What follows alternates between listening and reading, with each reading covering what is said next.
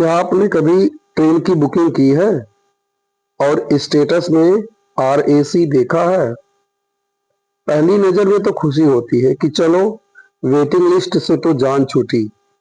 लेकिन जैसे ही आप कोच के अंदर अपनी सीट ढूंढते हैं, असली कहानी यहां से शुरू होती है। तो आइए आज हम विस्तार से जानेंगे कि आखिर ये RAC सिस्टम है क्या, इसके क्या फायदे हैं और क्या नुकसान। और सबसे बड़ा सवाल, जब सीट आधी तो रेलवे पैसा पूरा क्यों वसूलता है। सबसे पहले समझते हैं RAC यानी रिजर्वेशन अगेंस्ट कैंसिलेशन। यह कंफर्म और वेटिंग टिकट के बीच का एक सेफ्टी नेट है। इसका सबसे बड़ा फायदा यह है कि ये आपको सफर की गारंटी देता है। वेटिंग लिस्ट की तरह ये चार्ट बनने पर खुद ब खुद कैंसिल नहीं होता। अगर आपकी यात्रा बहुत जरूरी है तो RAC आपके लिए एक वरदान है, क्योंकि आपको ट्रेन से उतरने का डर नहीं रहता। लेकिन इसकी दूसरी तरफ एक कड़वी सच्चाई है। RAC का मतलब है समझौता। आपको पूरी बर्थ यानी सोने की जगह नहीं मिलती, बल्कि एक साइड लोअर सीट को किसी दूसरे अजनबी मुसाफिर के साथ शेयर करना पड़ता है। सोचिए जरा, 24 घंटे का सफर और आपको पूरी रात बैठकर गुजारनी पड़े। ना प्राइवेसी, ना आराम और ना ही चैन की नींद।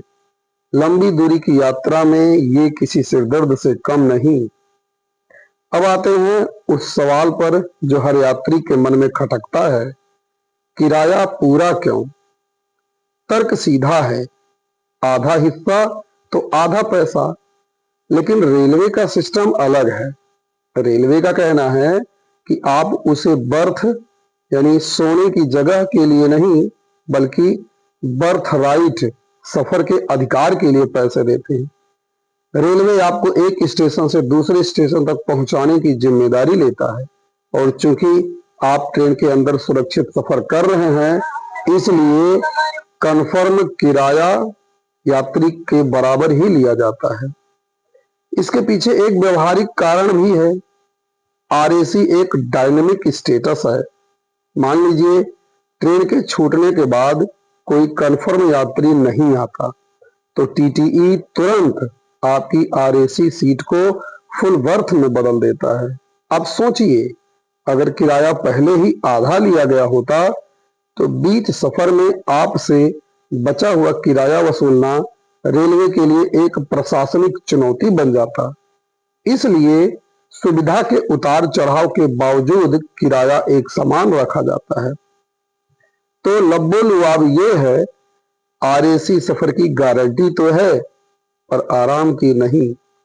अगर आपको पूरी यात्रा के दौरान फुल बर्थ नहीं मिलती, तो आप TDR ticket deposit receipt file करके किराए के अंतर के रिफंड का दावा कर सकते हैं। ध्यान दीजिए, अगर आपको पूरी यात्रा के दौरान फुल बर्थ नहीं मिलती, तो आप TDR ticket deposit receipt file करके किराए के अंतर के रिफंड का दावा कर सकते हैं।